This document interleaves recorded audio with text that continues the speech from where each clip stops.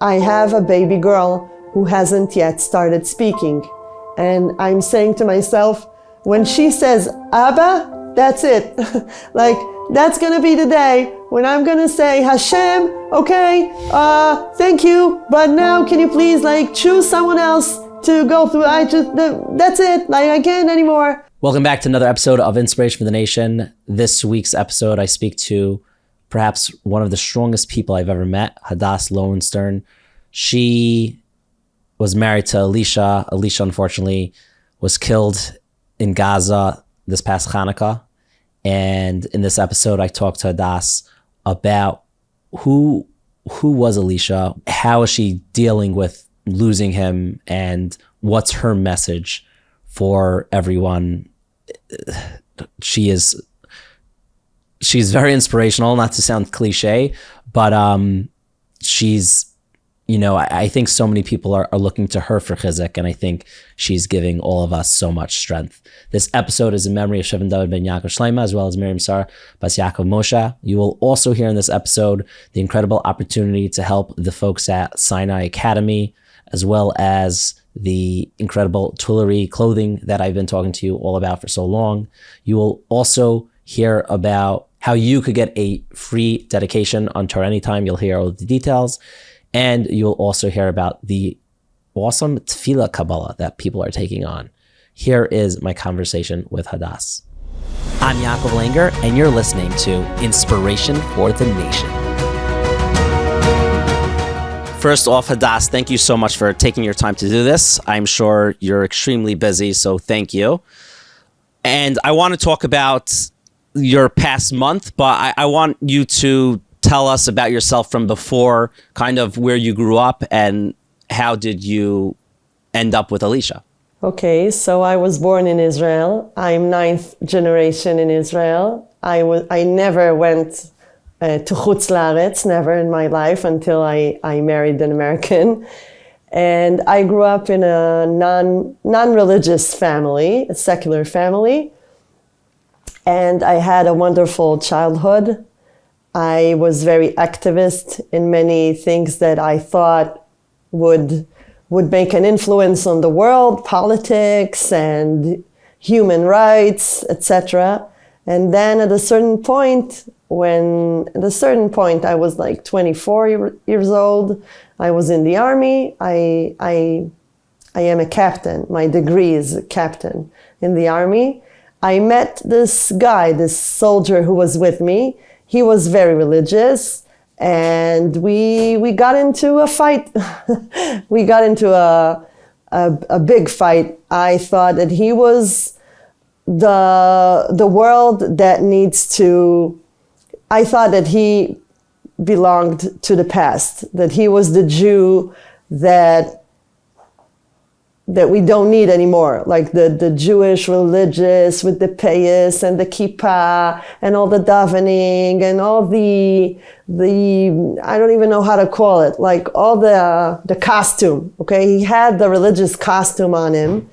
And I thought to myself that Jews shouldn't look like this. I mean, Jews can just be normal, regular people who talk the same way, who look the same way as everybody else.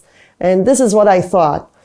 And then, because we had a lot of time to talk, I started to ask myself serious questions I never asked before. I was 24 years old, and I never asked myself, what does it mean that I am a Jew? What does that mean? What are my values as a Jew, not as a person? Why do we have so many enemies? Why do they hate us so much? Why is anti-Semitism, why does it exist in Israel? I mean, I understand why it exists when we were in Poland, in Russia, because we didn't have a country, but now here in Israel, we have a country. We're minding our own business. We're not doing harm.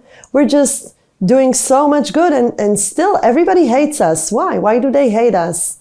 And I started to ask myself all kinds of questions, and to be honest, I got really good answers. I didn't expect, I was sure that this man, this I don't know how to say it, like this man of the past. What can he say to me? He was old school and I was the new world. And I thought that he was probably just unaware of the fact that you don't have to be like a religious Jew with your kippah and your tzitziot and not go in your car on Shabbat. Like, you can turn on the light. Nothing's gonna happen in the world if you turn on the light on Shabbat. Nothing's gonna, like I did it 1,000,000 times, nothing happened. So why do you do this strange stuff? And when I started asking myself these serious questions about who am I and why do I live in Israel and why do our enemies hate us so much and what is so unique about Am Israel? Why are we different from all the other nations? When I started asking myself these questions, I got really good answers. So I had no choice. I had to join. And that's how I became religious. And then I understood that if I want to be like a serious person, not just like today he's into Buddhism and tomorrow he's into human rights and the next day he's into, but he doesn't really learn. He doesn't really live according to the values that he saw on a newspaper, that it's really cool to be, I don't know, pro-Palestine. He had never even been here or he doesn't understand the situation at all, but he goes on rallies and says from the river to the sea, and I'm like, yo man, you have no idea what you're talking about. So I wanted to be a serious person and I wanted to be a serious Jew, and I understood that in order to be a serious Jew you have to go learn Torah, right? If you want to be a lawyer, you go to law school. And if you want to be a doctor, you go to medical school. Where do you go if you want to be a serious Jew? You go to the Bet Midrash, right? You go to study Torah. So I left the army. I was more than 6 years in the IDF. I said, okay, guys, listen, I think I want to be a serious Jew, so I'm just going to leave this wonderful place and I'm going to study Torah, okay? Don't kill me. And it was very hard for my friends and my family. They all thought I lost my mind, naturally. And I went to study Torah. And for 3 years, I sat in a women's Bet Midrash here in Israel, and I studied Torah. Rashi, Parashat Shavua, Halachot. I studied everything. I knew nothing. I didn't even know how to, seriously, I did not know the bracha for bench sliding, nothing. And I learned. And ever since, I haven't stopped learning. And really, I feel that everything I went through in my life is kind of prepared me for this moment, even though you can't really, let's say that it wasn't on my list of things I want to accomplish by the time I'm 40, like being a widow was definitely not on the list, but it was on Hashem's list. And I am very grateful that I spent all this time learning and working on my mental health and my mental, like working on my perspective in life, which is very, very helpful right now. And you want me to tell you how I met Alisha, right? Please. So we got married. We met on a shidduch. Like there was a matchmaker. She didn't know me personally. She didn't know him personally, but somehow she thought it would be a good idea, and we went on a date.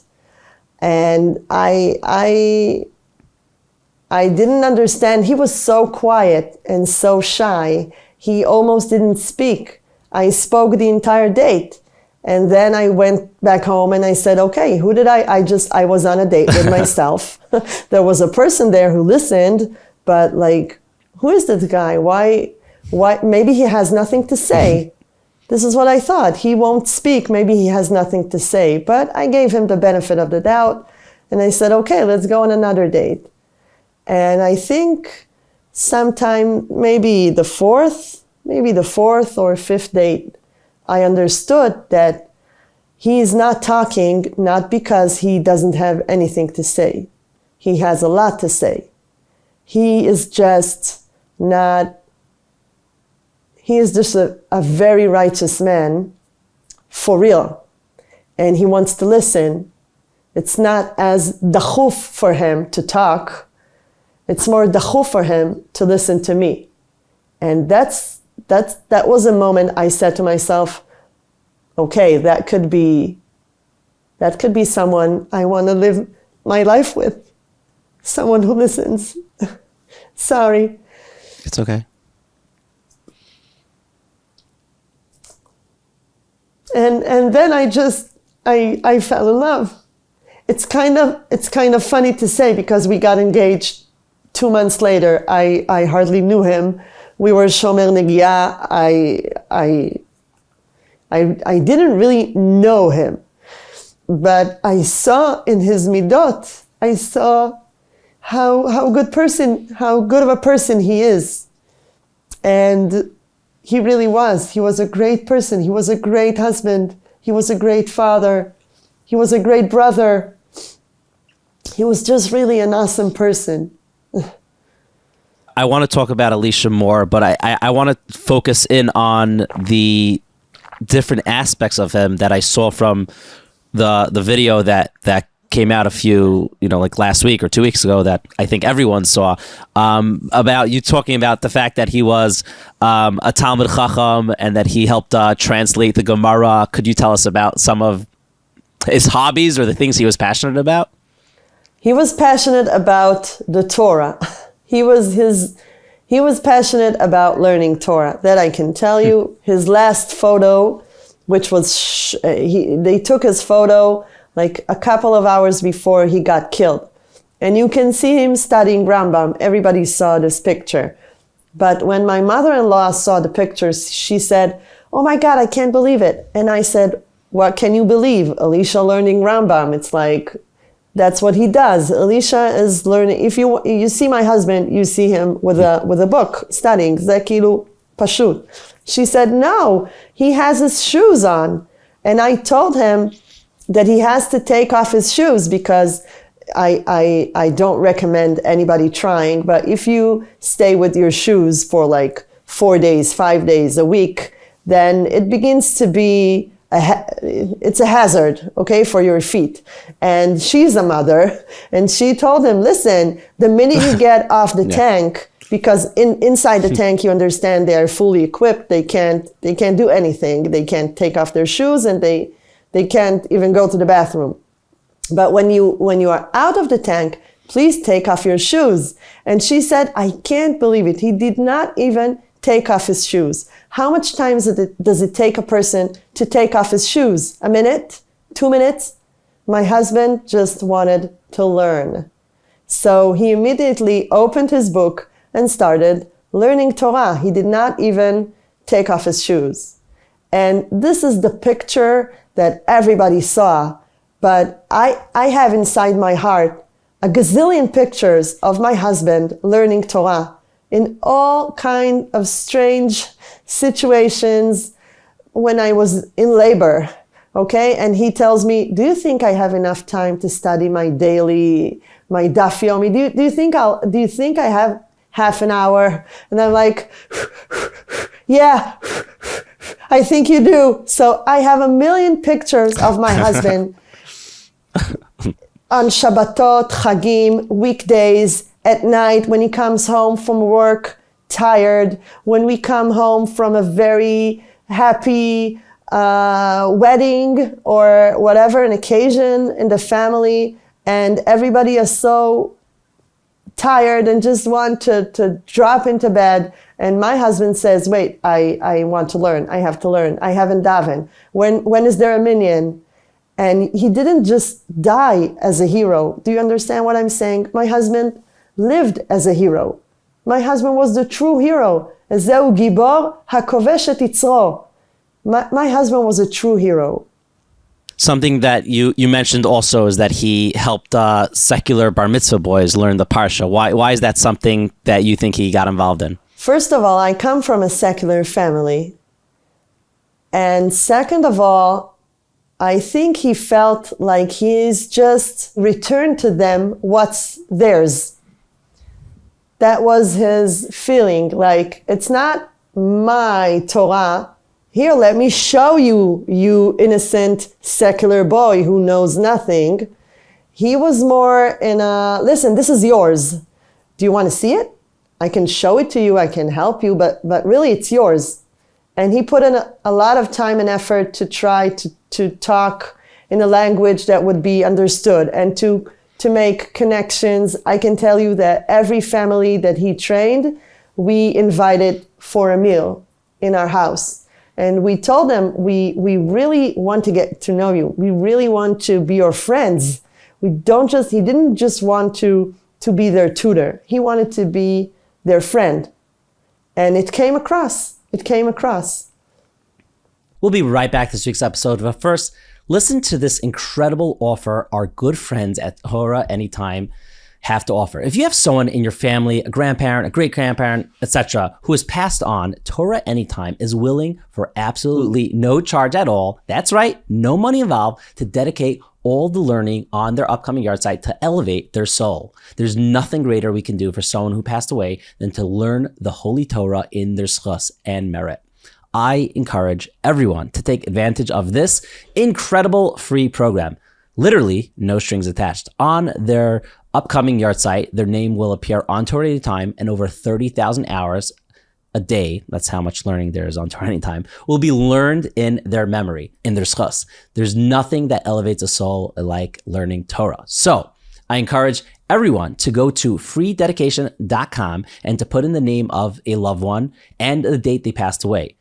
If you don't have the Hebrew date, no problem. Put in the English date and year, and TorahAnytime will convert it for you. This is for a very limited time, and this started a few weeks ago, and because of all the huge demand, they're extending this a bit longer. So go ahead and click on the link in the show notes or call the number 948-DEDICATE, which is 334228. This is very special, and you're encouraged to do it and spread the word to friends and family while they're accepting names at no charge. So go to freededication.com right now, or more importantly, I suggest go click on the link in the show notes so they could see, oh, how many people came from Living L'Chaim. And that's first and foremost. Definitely go ahead and go do that. I also want to talk about another cool opportunity that you all have at hand that I spoke about last week, and that's Sinai Academy. If you're from Brooklyn, you know exactly what I'm talking about. And even if you're not from Brooklyn, you've probably heard about their decades of work the Sinai Academy does. They're basically educating boys, most of whom come from public school, and they otherwise would not receive any Jewish education. They have decades of proven success with wonderful graduates who are building beautiful homes and Jewish values, whether in America or honestly, there's a lot of graduates that live in Eretz Yisrael. So during these difficult times, there's this need for Sinai Academy is even more important than ever because unfortunately, with everything going on, there is a giant increase in anti-Semitism, and it's a time where Adarabah, we want to be proud, we want to be happy to be the Jews that we are, and a lot of these boys are scared to go to public school, and they don't want to be in an atmosphere where Jews are hated. They want to go in an atmosphere where Jews are celebrated, and they want to get educated to understand more. What does that mean to be a frum Jew? So this event coming up, this Chinese auction for Sinai Academy, is the main lifeline of support for the entire year. So if you could go ahead and go to this auction, it's a live web auction, so you go online. It's going to be on January 13th at 8:30 p.m. You go to sinaiauction.org, where you're going to be able to win prizes. And of course, I'm going to list the prizes, but I think the ultimate prize here is really helping just to try to, it's very hard to sometimes think of like the giant picture of like how many people you're helping. Think of one person. Think of that one person in your life that you know that they would have loved to have gotten more education, Jewish education. They just didn't know. And that's what Sinai Academy is providing. So open your hearts, open your wallets, and go ahead and help. So the prizes that you could win are, I'm just going to list a few: $100,000 cash prize, 3-year lease for a Nissan Sentra, a trip to Israel, trip around America, wigs. And I said, yes, multiple wigs. There's a few wigs that you could win. And there's decades of proven success with wonderful graduates, and you could be the person behind there. So open your hearts. And of course, for the Living L'Chaim family, go ahead and use the code DOUBLE4. That's DOUBLE 4, because anytime you use it, every single ticket that you get, it will be doubled. So just why not? You'll double your chances of winning. And of course, they track that and they could see. So I know you're going to go on the website, and there's probably going to be other codes there. Double 4, to my knowledge, is still the best code to use. And even if it's similar to other codes, go ahead so we could know how much success that we're helping with Sinai Academy, because it's very important to us. So go ahead and support one of the most fantastic, amazing places in New York City. And I have to say, by the way, I got a call from my father a few weeks ago, and he's my father, so gotta, listen at some point. But like, he called me, he's like, by the way, did you ever interview anyone from Sinai Academy? And I said, no, not yet. And he was basically telling me and explaining to me how I'm like, I know how awesome Sinai Academy is. And this is before, and then he called me last week. He's like, oh, I heard you talking about Sinai Academy, like they connected you. I'm like, yeah, it's a shkacha pratas. But he firsthand has seen what they do there.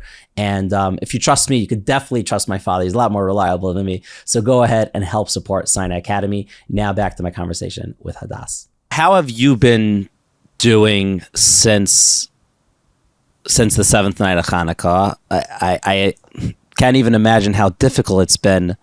But to me, to the world, you're giving off this strength that I think me and people are looking at you and like, where are you getting this strength from? So like, how are you actually going through what you're going through? First of all, it's not the seventh night of Chanukah that my heart was broken. My heart was broken on Simchas Torah. That's where I start my counting, because what we went through here with all the, you know what happened here, right? In Israel, you know what happened. The bad guys did very bad stuff to our babies. And the countdown starts from there. And in Simchat Torah, we both understood that this is a war. This is like, we are fighting on our lives. And war has a price. I understood the consequences that might be to sending my husband into Gaza. I understood the consequences, and we spoke about it. So for me, it hasn't started the seventh night of Chanukah. And actually, it hasn't started Simchat Torah. It started the minute I was born, because we have a problem with our neighbors here. Our neighbors, they don't want us here. So it started, I've known this my whole life, wars and terror attacks. And actually, it hasn't even started when I was born. It started when Hashem gave us the Torah, right? The Torah was given on Mount Sinai, and it says in the Gemara, Sinai yarda le'umot ha'olam. They hate us. I just learned it in this week's Parsha. They hate us.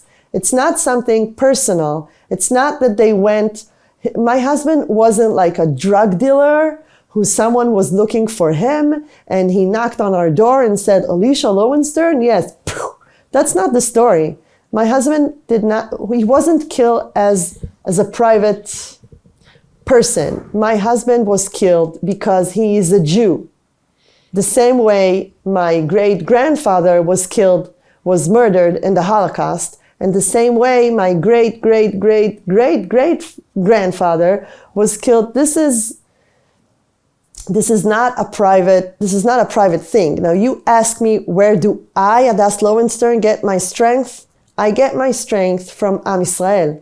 I don't live a prati life. This is not the language. this is not the language we talk in our house. We never say, how will it be for us? We ask ourselves, how will it be for Am Yisrael? How will it be for Eretz Yisrael? How will it be for the Jews around the world looking at us? If I will collapse, then they win. And there's no way, can I say there's no way in hell? Because it's like, it's not an appropriate language. Sure, yeah. But no, you could say it, don't worry. There's no way in hell they are winning me. So I am using this platform. Hello, all Sinai Israel, all our enemies around the world. Not gonna work. You're not gonna win us. You killed our babies. We're gonna give birth to millions of babies. You're gonna get so many babies. Just see, 9 months from now, you're gonna get so many Jewish babies and you're not gonna believe it. You wanted to humiliate our women? You're gonna get an army of Jewish women wearing their shidels and their tichels and lighting candles like in front of your eyes. You're messing with the wrong nation, and you should learn from history. It's not gonna work. Like, people have tried it before and failed. Don't mess with us. This is the language we speak in our house. So, of course, it's hard. My husband, my friend, the love of my life. Of course, it's hard. I have 6 kids. I have bills to pay. I have sandwiches to make. I have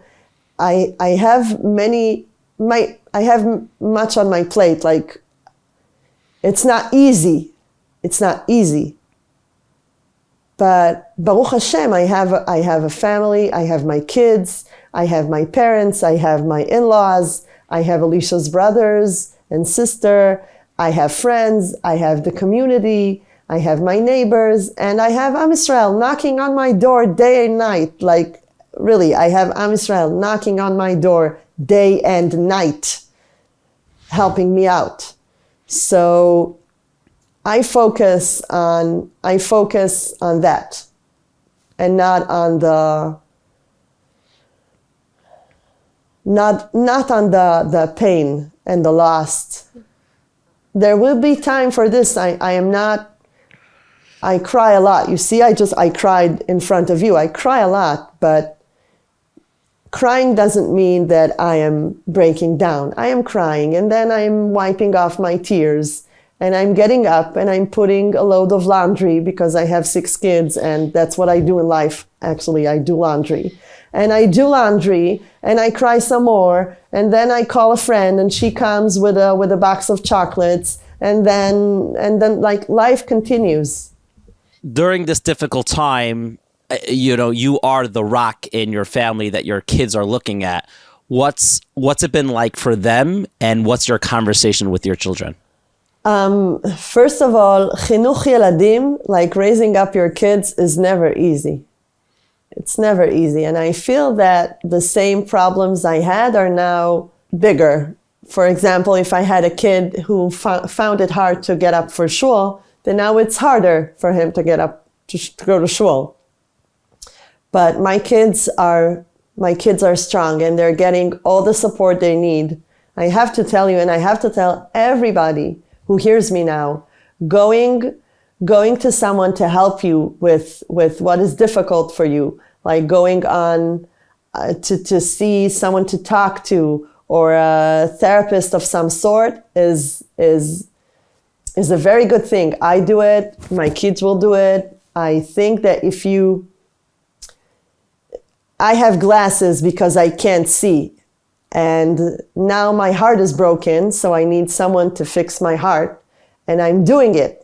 So I just want to say that don't think that it's like a gift, a matnat shamayim. She's so strong, but I'm sitting in my house watching her, and I'm not so strong. So what can I do? What can you do? You can go build up your emunah. You can go build up your bitachon. You can go see a therapist. You can go start doing physical activity. You You have a lot to do. You can take responsibility over your life, your physical health, your mental health, which is so important. And I try to provide my kids with as much love and warmth that I can. On the other hand, I can tell you that people come here with presents, and people call me all the time. What can I get your kids? What can I get your kids? Can I bring them presents? Can I get them candies? And I say to people, listen, it's enough. It's bad enough that they're orphans. They don't have to be spoiled brats. So we got up from the Shiva, and I told my kids, okay, you unload the dishwasher and you load the laundry, and you please go buy me bananas. I have my limits. I have my borders, and I have a lot of love and caring. And if a kid feels like he can't go to school today because it's too hard, then okay, don't go to school.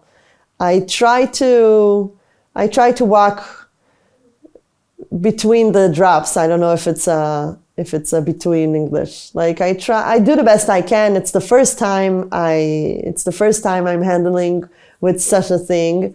Sadly, Israel has a lot of knowledge. There are many, many widows and orphans here because of wars and terror attacks. So many smart people, and chacham kebal nisayon. Yeah, I wish nobody had this nisayon, but unfortunately, there are a lot of people in Israel who know from stuff like that. And I get phone calls and visits from women who went through exactly what I went through 5 years ago, 10 years ago, 20 years ago, 50 years ago. And they come here and they say, you see, someone came to my kid. My kid is 11, and it's a person he knows and appreciates very much. And he came up to him and he said, you know, I lost my father when I was 9. And my son said, really? And that was so important for me, for them to see that you can be an orphan and be like build yourself up. And I try to do my best. I hope, I pray, I daven to Hashem that now it's his, like, you know, there are three shutafim, right? 3 partners in a person, right? His mother, his father, and God. And now I have 2 partners, Bashamayim, and just 1 partner here. So I'm kind of hoping my partners in Shamayim will help me out with the chinuch. The most powerful line in this entire podcast is coming up, and I still can't believe Hadas had the strength to say it. But first, you're going to hear about 2 other awesome things going on. And when this entire war broke out, there was a group of around 40 people that said, what could we do? Of course, everyone's helping with sending money and supplies and all those things, but like spiritually, how can we help? So they took it on themselves, Kabbalah. This obviously was Bereshis time. And they said for the entire Sefer Bereshis, they will not speak during davening. And those 40 people made a WhatsApp group, and that WhatsApp group turned into over 1,100 people, I kid you not, of saying they are going to go to davening 3 times a day and not speak. I mean, they obviously talk to Hashem, but that's it. And they are continuing. And right now, as this podcast is coming out, Sefer Shemos is coming up. And by the way, even if you're watching this 4 weeks past or a year past, you could still join. So the people from the group who just started the group because they wanted themselves to take on this Kabbalah, it turned into something a lot bigger than they could have realized. And the Rabbanim are so supportive. And you could join this WhatsApp group. It's not one of these annoying groups. They have once a week Rabbanim that come on to give chizuk. They've had Reb Ruvain Feinstein, Rav Eitan Feiner, Rav Aaron Lapiansky, Rav Moshe Weinberger, Rav Moshe Davi Leaf, Rav Ephraim Goldberg, and a lot more, just at a few. And they also have memes, like just geschmack memes that make you proud to not talk during davening. So I think it's a great balance of like memes and Rabbanim. So go ahead and join the group. If you join the group, you're being makabel, and when you join the group, you'll see how many other people that you kind of know on the group or people you don't know. And that just snowballs into giving other people chizuk and say like, wow, look how many people are not talking during davening. And the effect that you'll have by not talking during davening, people around you in shul will be able to focus and connect to Hashem, which Hadas mentions a few times in this, like the power of just talking to Hashem and connecting to Hashem is really, really beautiful. And that schus should rise us to victory. So you got to click to be makabel. And the feedback that I've been hearing from a few friends to the point that they're all asking me to post it on my status. I'm like, guys, you don't all have to ask me, like one at a time. But everyone's very excited. Shemos is basically only 11 weeks, so it's easy to jump on board. You could go click on the link in the show notes and you will join. It's beautiful. And even if you say like, I don't know if I could fully commit, just try it out. If it's too hard, bail, but you could do it. Try it out. And hopefully your tefillos and your concentration and your focus and your dedication to not talk during davening will be a schus for all of us. This is what all the cool kids are doing. So get in on it.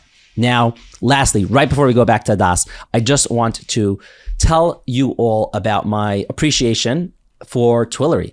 First off, I love the clothing. I that's very clear. I'm wearing their blazer right now and their pants. I've been wearing the pants for the past week because you know what? It breathes. It's cool, so it doesn't get like icky. But they definitely make very comfortable clothing that lasts.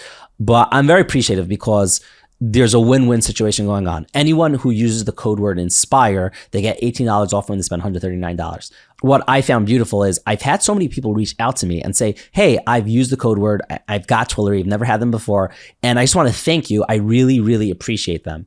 And Twillery reached out to me and to say, hey, we've had literally thousands of people get our clothing because of Inspiration for the Nation.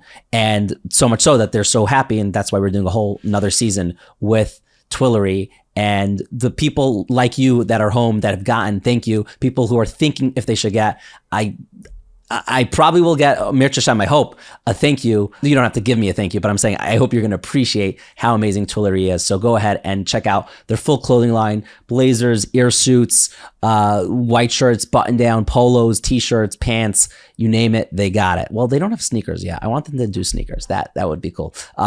Jackets, they got scarves, they got it all. So go to Twillery.com, use the code word INSPIRE for $18 off. Now, what you've all come for, the moment. Here's my continued conversation with Hadas. After Simchas Torah, I understand the communication between you and your husband was very limited because of the danger of war. He had to, focus. Was there like a parting letter or parting message that you gave over to Alisha? Let me tell you a story. The day before he was killed, they had some time in the tank. They had some time to speak. Usually you don't have time to speak in the tank because you shoot and you can't hear anything. But they had this break and they had time to speak. And they asked each other, like someone asked my husband, I heard it from the members of his tank who came to the Shiva, and they told me. Someone asked my husband, did you leave a parting letter? Did you leave anything? And my husband said, I didn't write anything because I spent so much time, I put in so much time and effort so that every person in my life knows exactly how I feel. So I don't have a letter. I have 6 kids. I don't need the letter. I know exactly what Alisha would want us to do. I know he told me numerous times, I don't need the letter. I have him. So this is regarding to what he left me. He left me with so much. He gave me so many letters and presents. We were married 13 years. My husband would try, not always succeed, but he would try to give me a present every Rosh Chodesh. So I have so many letters, love letters and notes, and for my birthday and our anniversary and on Chagim. I have so many books here that he wrote on to my wife, and I know I don't need a parting letter. That's one thing. And the other thing I wrote him a letter. I wrote him a letter and I know he got it. I can tell you I won't tell everything I wrote there, but I could tell you that I did write that the Rambam says in Hilchot Milchama, the Rambam says that maybe I should say it in Hebrew and then I'll translate. הרמב"ם says, מאחר שייכנס בקשרי המלחמה, יישען על מקווה ישראל ומושיעו בעת צרה, וידע שעל ייחוד השם הוא עושה מלחמה. ימחה זכר אשתו ובניו.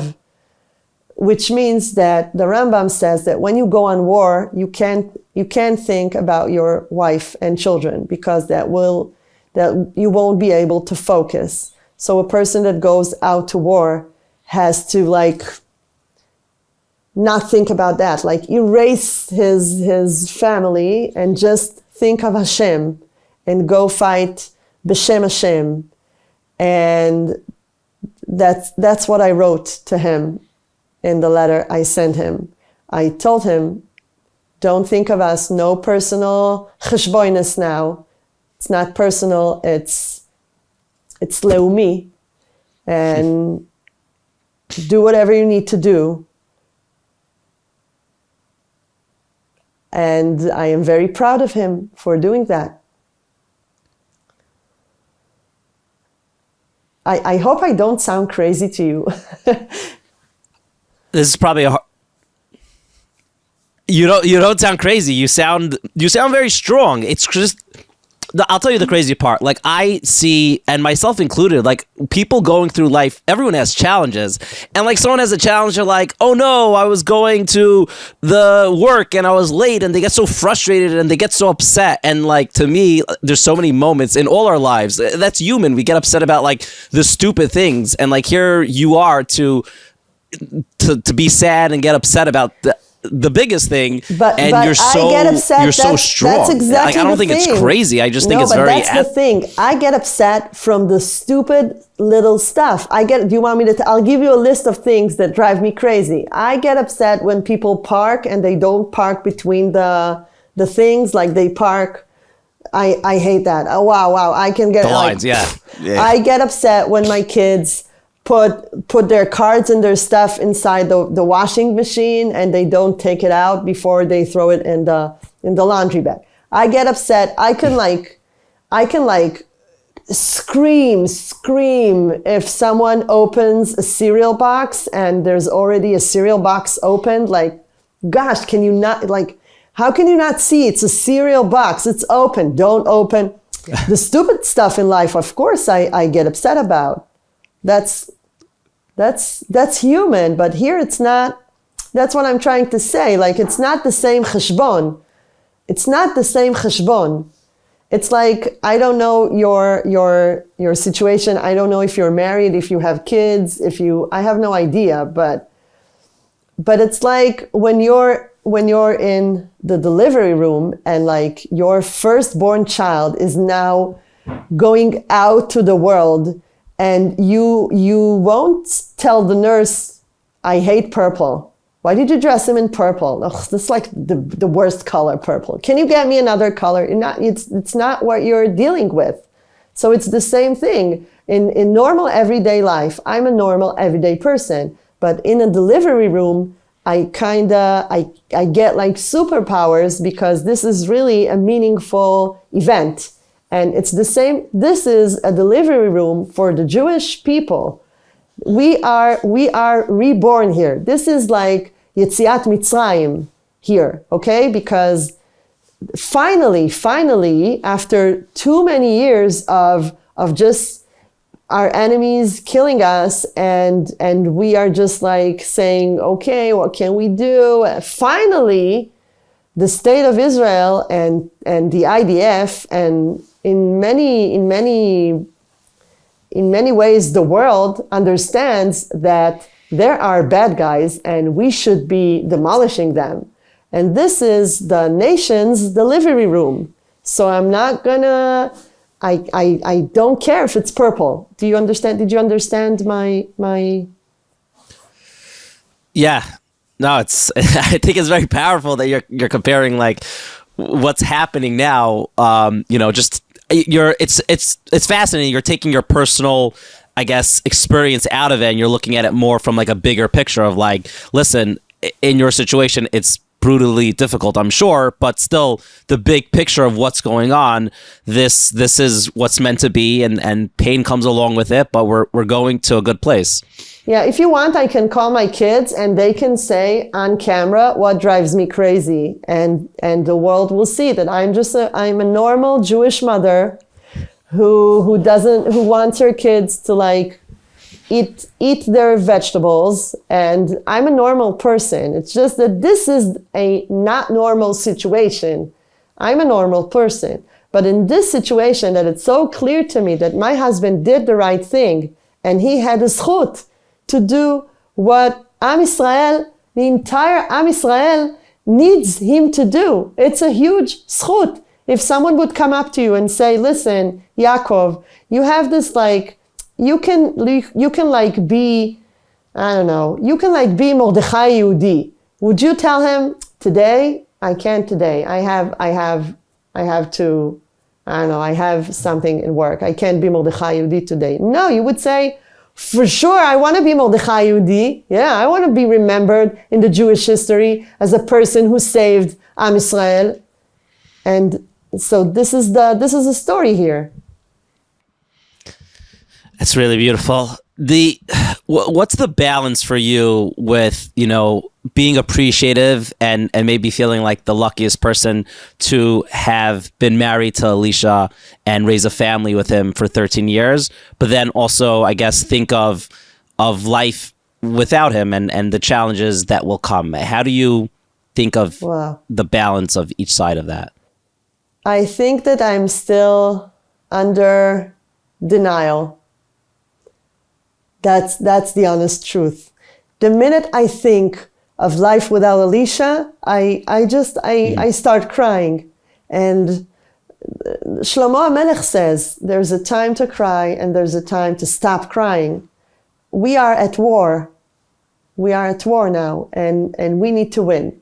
After we win, all the bad guys here in Israel, and the bad guys around the world, and the bad guys you have in America, after we win, then we'll talk again, and I will tell you how I am managing. The personal aspects are really very hard. They are really, I can't imagine, my son's bar mitzvah is like in half a year. I have a baby girl who hasn't yet started speaking. And I'm saying to myself, when she says, Abba, that's it.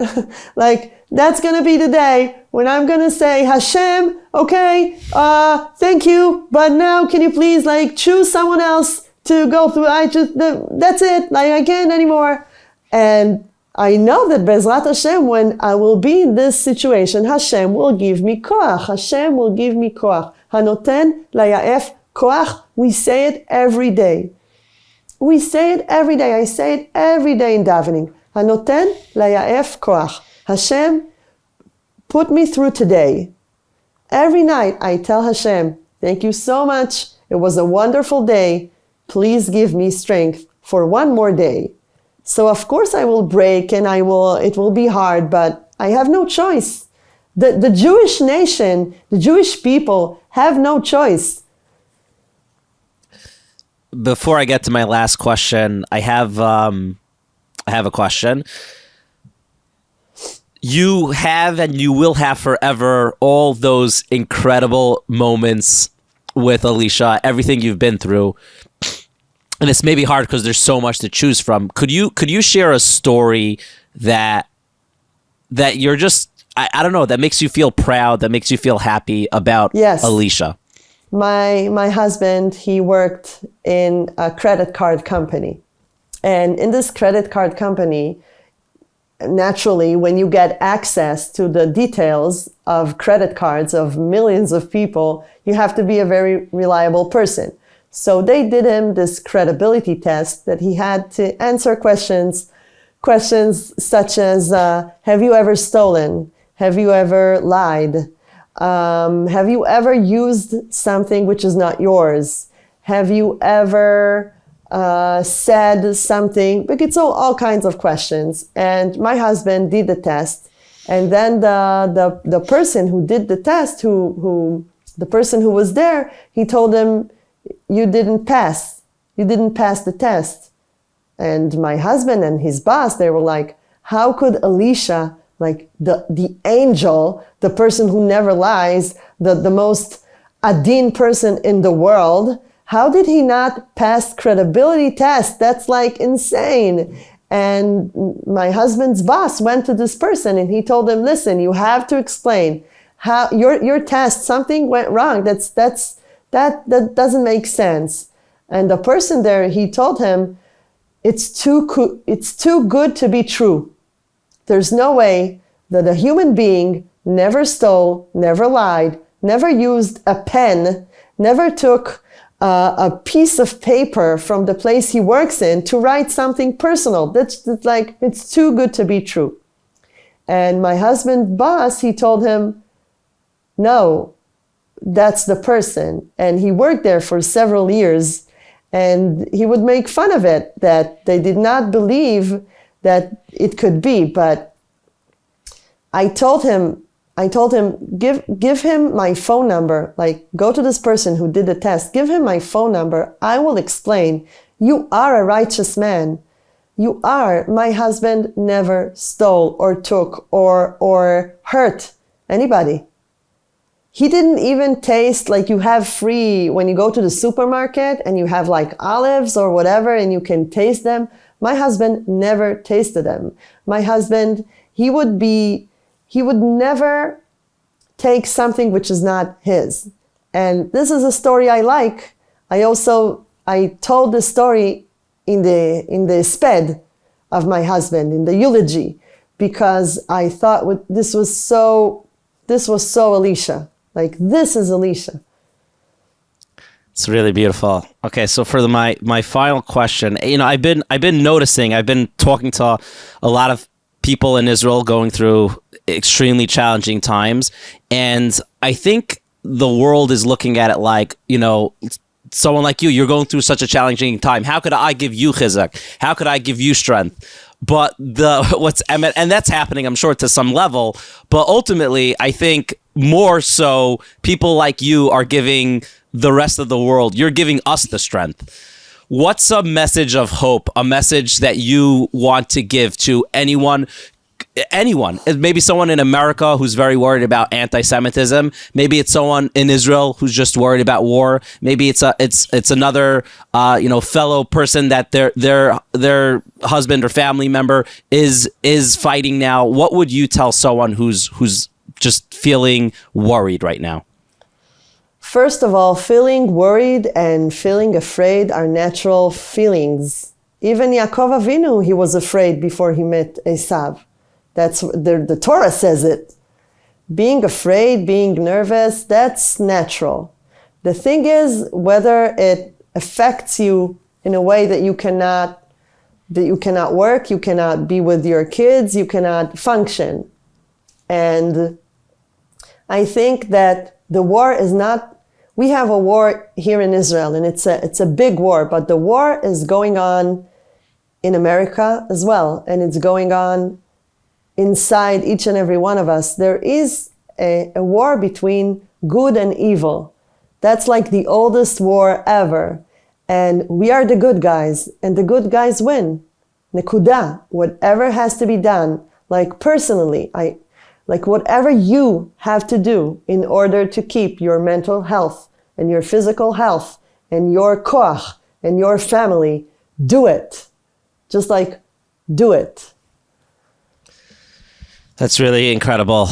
Hadas, thank you for taking the time to do this. Hashem should give you and your children the strength. Am Yisrael is with you.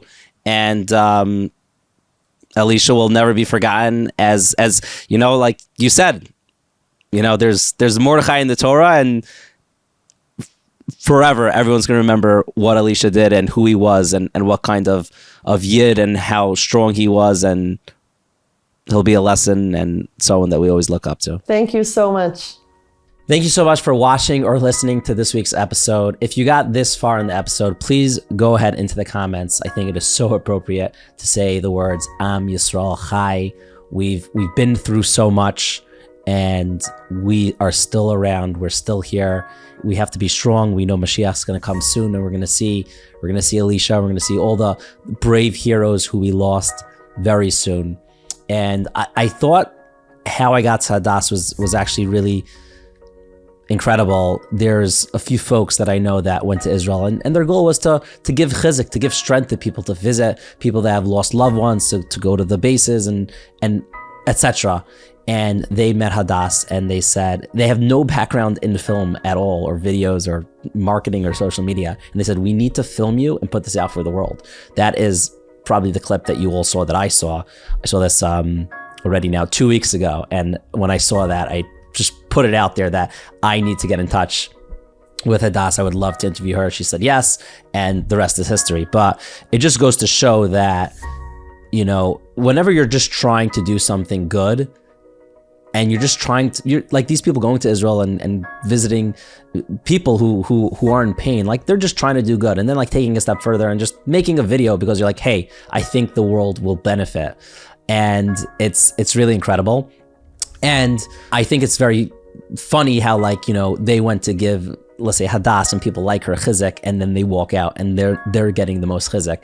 I mean, you could just hear it from Hadas herself. And as you see this episode, I just want you all to know that it's clearly not going to be so easy for Hadas and her family. She has 6 children. She's making a bar mitzvah soon. She has a baby, and she no longer has Alisha there to help in any way, but especially now I'm focusing on financially. So if you're a fan of Living L'Chaim, I don't think I've ever asked for money on this program towards Living L'Chaim. But if you ever thought to yourself, I love Living L'Chaim, I love Inspiration for the Nation, I love anything that we're doing here, go ahead and channel that energy, please, to Hadas and her family.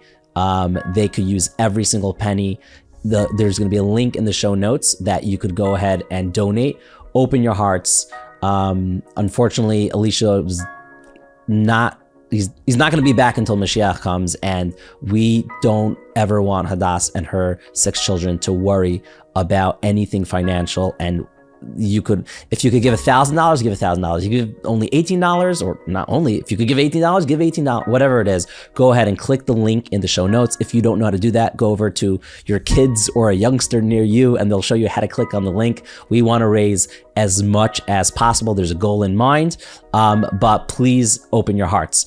If you enjoy this show as well, go ahead and support the people who support us. Go ahead and buy something from Tuileries, code word INSPIRE. Go to Sinai Academy and help them. This Chinese auction means everything to them, and it means everything to the kids that they are helping. And of course, you could win something awesome. So go to the website and the link in the show notes. Go to TorahAnytime and get a full day of learning. Le'ilu Nishmas, a loved one who passed. And of course, last but not least, take on the Tefillah challenge, the Tefillah Kabbalah, to go to shul throughout Parsha Shemos 11 weeks in a row and not talk.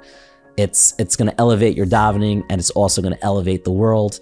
If you have an idea for someone we should interview, there's been an influx of suggestions lately, and I'm getting a lot to my phone, and I appreciate it, but please send it to our website, livingl'chaim.com/suggest. That is the best place to go. The team looks at it there, and if you text me or call me for an idea, I appreciate it, I do, but I'm just going to send you to the website because there's only so much I can remember, and on the website, everything's organized. There are so many incredible, strong people around us. Let's find them, let's amplify their voice, and of course, let's use what they're saying to connect to Hashem. Until next time, inspiration is all around you. L'chaim. Living L'chaim.